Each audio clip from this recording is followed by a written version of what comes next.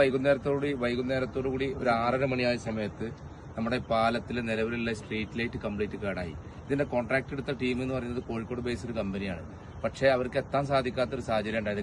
കടലുണ്ടി ഒരു പാലത്തിന്റെ മുകളിൽ സ്ട്രീറ്റ് ലൈറ്റ് നേരാക്കുന്നതുമായി ബന്ധപ്പെട്ടുകൊണ്ട് അവർക്ക് എത്താൻ പറ്റില്ല എന്ന് അറിയിച്ചപ്പോൾ പുലാമന്തോള സീനിയർ ഇലക്ട്രീഷ്യൻ ഷംസുവിന്റെ നേതൃത്വത്തിൽ OT ബഷീർ, കിഴക്കതിൽ ഫിറോസും ഞാനും ഒരുമിച്ച് അതുമായി ബന്ധപ്പെട്ട് ഉത്തരവാദിത്തപ്പെട്ട ആളുകളായിട്ട് ബന്ധപ്പെട്ട് വളരെ ശ്രമം നടത്തി 2 മണിക്കൂറത്തെ പ്രയത്നത്തിന് ശേഷം ഇത് ആളുകൾക്ക് ഇപ്പോൾ ഇത് സഞ്ചാരയോഗ്യമായ രീതിയിൽ ഇതിന്റെ സ്ട്രീറ്റ് ലൈറ്റ് കത്തുന്ന രൂപത്തിലേക്ക് നിലവിലാക്കിയിട്ടുണ്ട്.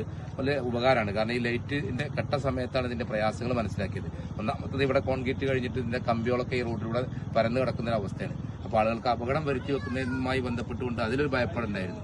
ഏതായാലും ഒരു 9 മണിയോടുകൂടി ഇപ്പോൾ ആളുകൾക്ക് സുഗമമായി സഞ്ചരിക്കാനുള്ളൊരു സംവിധാനം നിലവിൽ ഇൻഷാ അല്ലാഹ് ആയിട്ടുണ്ട്.